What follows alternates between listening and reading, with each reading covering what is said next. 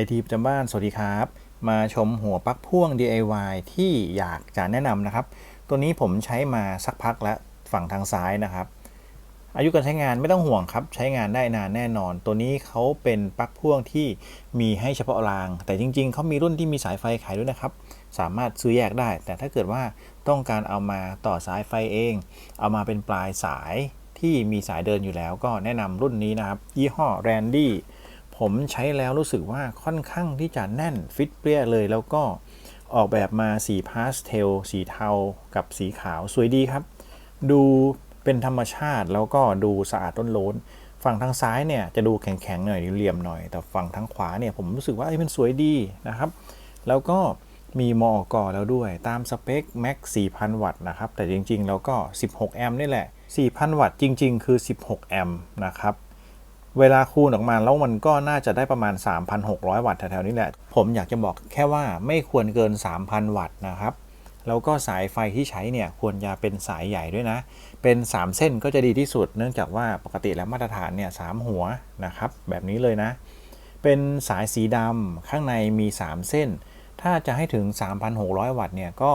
ผมแนะนำขนาดใหญ่ไปเลยนะครับเป็น3คูณ 2.5 หรือ3คูณ 1.5 ก็น่าจะได้ประมาณ 3,000 วัตต์อยู่นะครับตามสเปคนะแต่อยากให้มากกว่านี้นะครับผมเนี่ยเดินสายเป็นสายคู่เพราะว่าผมใช้กับคอมพิวเตอร์นะครับสายเส้นตรงนี้เนี่ยเป็นสายแค่สายใช้งานอุปกรณ์ IT มี3ขั้วก็จริงนะครับมี LN แล้วก็สายกราวแต่ผมใช้แค่ LN เองนะครับตัวนี้เป็น L แล้วก็ N เท่านั้นนะครับแล้วผมเดินสายมาข้างในเนี่ยสายกราวมันก็ใช้ไม่ได้อยู่แล้วมันจะใช้ได้แค่คู่ L กับ N นะครับสายขนาดใหญ่เพียงพอขนาดสายที่ผมใช้เนี่ยเป็น2คูณ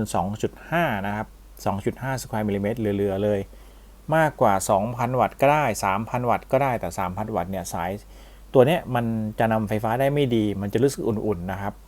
ก็ไม่ควรจะเกิน 2,000 วัตต์แต่จริงๆแล้วอุปกรณ์คอมพิวเตอร์เนี่ยเสียบหมดแล้วมันก็ไม่ถึงหรอก 2,000 วัตต์มันสบายๆมันเป็นอุปกรณ์ที่ไม่ได้ให้ความร้อนนะครับก็คือพวกหัวชาร์จพวกอะแดปเตอร์คอมพิวเตอร์อะไรพวกนี้อย่างมากก็1,000 วัตต์นะครับเต็มๆเนี่ยก็พันนิดๆเท่านั้นเองนะครับก็ซื้อมา DIY นะตัวนี้ผมอยากจะแนะนำเลยเพราะว่าจุดเด่นคือมีสวิตช์มีรุ่นที่มีสวิตช์กับไม่มีสวิตช์อยู่แล้วพอเปิดสวิตช์เนี่ยจะมีไฟตรงนี้ด้วยนะครับสวยงามหัวปลั๊กที่มาเสียบเนี่ยได้ทุกรูปแบบนะครับแล้วก็ด้านหลังนี่นะเขาทำออกมาดีมี3ขั้วนะครับมี L มี N แล้วก็มีสายกราวนะครับค่อนข้างใหญ่แล้วแข็งแรงดีมีตัวล็อกสายกันดึงด้วยนะครับถ้าดึงเนี่ยมันจะติดตรงนี้ที่มันแน่นๆขันเอาไว้อยู่มันดูลงตัวมากเลยนะสำหรับตัวที่เป็นรางปลั๊กพ่วงตัวนี้นะครับมีมอกแล้วด้วยแล้วก็อีกจุดหนึ่งคือบริเวณนี้มีไฟนะครับถ้าเกิดว่าผมเสียบเนี่ยมันจะมีไฟให้ก่อนที่จะลองไฟลองมาทดสอบความแน่นก่อนครับค่อนข้างแน่นมากๆเนี่ยครับนี่เป็นปลั๊กแบบกลมเล็กที่เป็นปลั๊กปราบเซียนนะทุกคนรู้ดีว่าแบบนี้มันหลวมแน่ๆพอเสียบเข้าไปเนี่ยนะครับสบายแน่นดีเขย่าไม่หลุดทั้งที่อันนี้มันหนักมากเลยนะหนักพอสมควรนะพอตรงนี้ก็จะหลวมนิดนึงนะครับฝั่งนี้จะหลวมนิดนะครับหลวมกว่าฝั่งที่เป็น3หัวอันนี้ก็เนี่ยมีโยกนิดหน่อยนะครับฝั่งนี้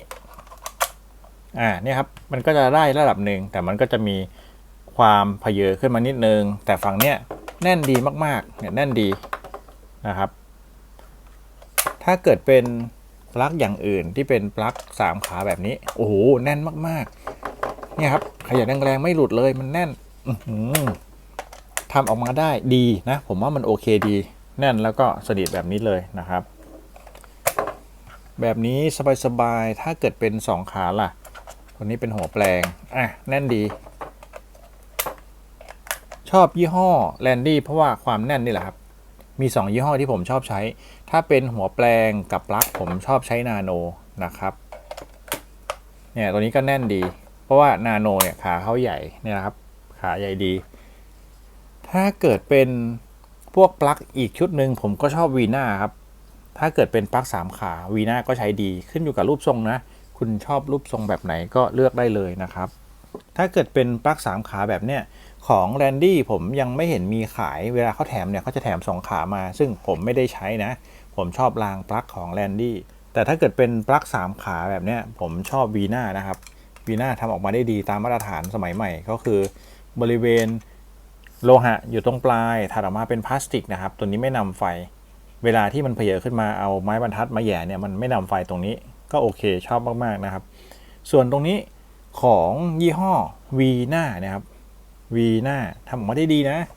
ปลั๊กเนี่ยเยี่ยมเลยนะครับตัวนี้เป็นปลั๊ก3ขากราวแล้วก็ขา L ฝั่งนี้ N ฝั่งนี้นะครับ L กับ N เนี่ยผมต่อออกมาใช้งานแค่2เส้นนะครับมีที่ล็อกสายตรงนี้มันแน่นดีผมขันเช็คจริงๆกลับด้านได้นะบริเวณนี้ถ้าเป็นโค้งเนี่ยกลับให้เหมาะกับสายไฟกลมใหญ่นะครับแต่ถ้าเกิดเป็นสายไฟ2เส้นบางๆแบบนี้คุณก็ใช้อีกด้านหนึ่งแบบนี้แนบครับพอขันน็อตลงไปแตะเนี่ยมันจะรู้สึกว่าแน่นดีดึงไม่หลุดแน่นอนไม่กระทบกับด้านในแน่นอนทำออกมาได้ดีมากๆสำหรับหัวปลั๊กวีน่าเนี่ยต้องชื่นชมเขาเลยนะครับผมใช้ปลั๊ก2ขาวีน่ามาตั้งแต่แรกแต่พอเป็นปลั๊ก3ขาก็ถือว่าค่อนข้างดีนะครับใช้ได้เลยถือว่าแนะนำครับรุ่นนี้วีน่ามีตัวหนังสือภาษาไทยด้วยนะครับตัวนี้เป็นวีน่านะครับแล้วผมใช้แค่2เส้นผมเอามาเสียบกับอะแดปเตอร์พวกชาร์จไฟมือถืออะแดปเตอร์โน้ตบุ๊กก็โอเคครับโดยรวมถือว่าใช้งานได้เยี่ยมมาทดสอบกันเสียบไฟก็จะมีไฟขึ้นมาตอนเปิดสวิตช์ตรงนี้ครับสวิตช์ดูแข็งๆใช้งานได้ดีนะครับแน่นดีรู้สึกโอเคเลยกับสวิตช์แบบท็อกเกอร์แบบนี้เพราะว่าพอกดแท็กเนี่ยมันแตะแน่นดีนะครับไม่แนะนำเป็นสวิตช์แบบป๊อกแป๊กด้านนี้หรือถ้าจะเป็นแบบป๊อกแป๊กเปิดปิดเนี่ยก็ขอแน่นๆหน่อยคุณภาพดีหน่อยนะครับแต่ถ้าเกิดเป็นแบบเนี้ยเวลามันแตะเนี่ยมันแตะได้แนบสนิทดีมีไฟแดงเช่นเดียวกันตัวนี้ก็มีไฟนะครับตัวนี้ถือว่าเป็นแบบพกพาที่มีแค่4ปุ่มแต่ก็มีทั้ง2แนวนะครับใช้งานได้ดีผมก็ใช้มาตลอดเนี่ยก็ทุกอย่างโอเคแต่มันไม่มีสวิตช์นะผมเลือกแบบรุ่นที่ไม่มีสวิตช์มาใช้งานทั่วไปแต่พอเป็นรุ่นที่มีสวิตช์ก็รู้สึกดีเอาจริงๆเนี่ยทรงเนี่ยสวยกว่านะครับดูมนๆเรียบหรูตามนี้เลยจะมีการออกแบบที่แบบน่าจับนะครับสังเกตดูตัวนี้เป็นปลั๊กนาโนมันจะมีความหลวมอยู่เนี่ยนะครับเนี่ยนิดนึงผมก็ใช้ปลั๊กนาโนด้วยนะตัวนี้เป็นปลั๊กพวกนาโนมันก็มีความแน่นแต่มันก็จะหลวมนิดนึงนะครับมันก็จะมีความเพเยขึ้นมานิดนึงรุ่นเก่านะแต่พอมาเป็นตัวนี้ผมจะเสียบให้ดูแรนดี้นะครับมันแน่นมากๆสังเกตดูแรงผมตอนดึงก็ได้เนี่ยสเต็ป1สเต็ป2มันจะแน่นมากๆนะครับมันจะไม่หลุดเลยที่ชอบแรนดี้เพราะว่าแบบนี้แหละแบบมันแน่นนะครับตัวโอเคมากๆทั้ง2ฝั่งนะฝั่งนี้ก็มี2สเต็ปแน่นเนี่ยแน่นมากๆนะครับโอเคเลยสำหรับปลั๊กพ่วงหัวปลั๊กพ่วงแนะนำแรนดี้อีกแบรนด์หนึ่งที่น่าสนใจตรงนี้ก็แน่นเนี่ยแน่นนะครับสเต็ปที่2ก็จะแน่นเลยมากๆนะครับโอ้โหนี่แหละถ้าเกิดใครต้องการเนี่ยก็โอเคครับเชียร์เลยไม่แพงด้วยเป็นยี่ห้อที่มาเจาะตลาดราคาไม่แพงด้วยนะเป็นทางเลือกนะครับแต่ถ้าเกิดว่าท่านใดที่ต้องการมีสายกี่เมตรคุณก็เลือกเอาแต่ยี่ห้อนี้ไว้ใจได้ผมยืนยันนะครับไอทีประจำบ้านยืนยันเชียร์เลยท่านใดมีคำถามหรืออยากให้ทดสอบตรงไหนก็คอมเมนต์เอาไว้ได้เลยนะครับผมเคยรีวิวปลั๊กพ่วงแบบนี้รางปลั๊กแรนดี้ไปแล้วรอบหนึ่งพร้อมทดสอบให้ดูถึงการรับกระแสไฟการรับกำลังไฟเรียบร้อยนะครับคลิปนี้เอาปลั๊กใหม่มาให้ชมนะครับตัวนี้น่าใช้มากๆก็เพิ่งซื้อมาใช้งานนะครับท่านใดมีคำถามคอมเมนต์ไว้ได้เลยเดี๋ยวจะรีบทดสอบมาตอบให้นะครับแต่ปกติแล้วก็ไม่น่าจะมีประเด็นอะไรเกี่ยวกับรางปลั๊กพ่วงนะครับก็ขอบคุณที่รับชมนะครับสวัสดีครับ